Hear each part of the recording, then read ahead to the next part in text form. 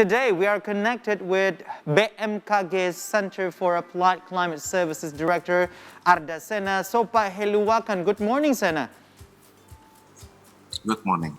So, sir, the first one probably we know that forest and land fires have emerged across parts of Europe. The World Meteorological Organization, or WMO, has warned that worse conditions are in sight, with heat waves expected to occur more frequently, more intensely, and even last longer due to climate change. Could you please explain to us about the current situation? Yes, thank you very much for the question. It is, of course, all due to the excessive emission of greenhouse gases, which exacerbate the climate change. The phenomena which you mentioned, the heat waves in Europe, is just one example of the impact of climate change. The double jet, which you explained, allows heat transport from the southern part of Europe, which is exactly Africa, to migrate to the northern part. So it builds up heat, and we have seen trends like this continuing to occur from year to year. And prediction also say that these unprecedented events will continue to also happen in the following years. So we are witnessing the signs of the normal condition of the future climate, which in the current condition seen to be like an extreme condition. In the future climate, it will be as a normal condition.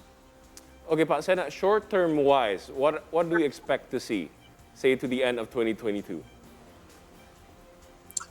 Well, usually these heat waves events occur in 1 or 2 weeks. So conditions in Europe will cool down after a few days. That is a typical phenomena of the heat waves. But there are also other areas in the world which are heat wave hotspots, as you mentioned in your intro, such as India, Pakistan, the US, Australia, and northeast of Asia. And also, speaking of climate change, what are the current climate conditions according to BMKG's study? Well, globally, we are witnessing a record by record breaking from year to year. The year 2016 was the hottest year on record. Last year, 2021, was only fifth, but that doesn't mean that the trend is increasing. So as well as in Indonesia, 2016 is still the hottest year on record. Last year was also the fifth, but we are quite confident. We are quite sure with the prediction due to climate change that records will be continued to be broken. However, the impacts are different from region to region. In region with continental settings such as Europe, Australia, South Asia, Africa, and the US, we will see events like heat waves occurring more frequently. But for regions like Indonesia, where it is an archipelagic setting, we will see a more frequent event of heavy rainfall events, which can lead to flooding or landslides. All right.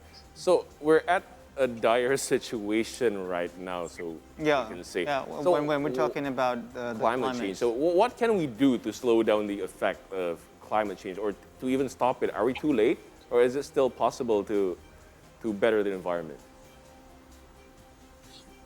Yeah, well, one key action that we all must do worldwide is to stop or reduce the emission of the greenhouse gases. So consolidated or concerted effort to shift the use of fossil fuel based activity or industry towards more renewable energy supporting industry or human activities is the key to go. While also, besides mitigation action, adaptation is also important. The impact will continue to occur, so we have to also adapt in all aspects of our lives. For instance, to support our food production, we have also to adapt. to support our water resources, we have to adapt and design a special plan or design a special strategy so that we can adapt to the already occurring impact of climate change. All right, sir. Let's say we have some of the audience who just grew recent concerns about climate change and just learning about the terms. Can you explain, let's say, what is the emission of greenhouse gas? Let's say, start from the very bottom line over here. Okay, so greenhouse gases are the result of fossil fuel burning. So when we use our cars, for instance, we use gasoline. As a result, we emit gases such as we call it as greenhouse gas. That is, for instance, carbon dioxide. Yeah. Also, the way we produce electricity using coal power plant, we produce those greenhouse gases. And why is it called greenhouse gases? Because it intensifies the greenhouse gas effect. So it traps heat within the atmosphere of the Earth, so that the Earth is getting warmer and warmer, and then it accelerates the cycle of water. So we're witnessing more and more intense rainfall. Now that we understand the terms already, let's say our audience are now getting a little bit better understanding on that, but that means it's mostly on the industrial scale. It has been emitted in the industrial scale. As of Indonesia, let's say we go inside. What have we done? What have Indonesia done to reduce this greenhouse gas emission? Yes, the government has a strategy to reduce the emission by curbing two key sectors, that is the transportation sectors and the energy sectors. So, for instance, we have seen more now the promotion of the use of renewable energy sources, such as from wind power, from hydropower, and also from waves, and also from solar power. And this kind of environmental friendly solar power generation should be continued, and we have to phase out in a strategic way the way we produce electricity using coal. On the transportation side, we are also promoting the increased use of electricity cars, electricity vehicles, for instance, and the community can help, for instance, by using more environmental friendly ways of doing their lives. So the key players here are regulators, as in the government, and also industries. So have the BMKG have made any recommendations to them, and what are their responses? The conditions are actually well known, and the government have already executed this strategy. BMKG is in the position of assessing the conditions and the impact, and we are continuously giving advice to the central government as well as directly to the relevant sectors such as the energy sector and the transportation sector, what the best ways are to reduce the emission and as well as the strategy to reduce the impact. Well, last year in November, we had COP26. Let's say I'm asking you personally, are you satisfied with the result of COP26? Perhaps to put it diplomatically, real action should be accelerated towards the decisions that are made during this climate negotiations.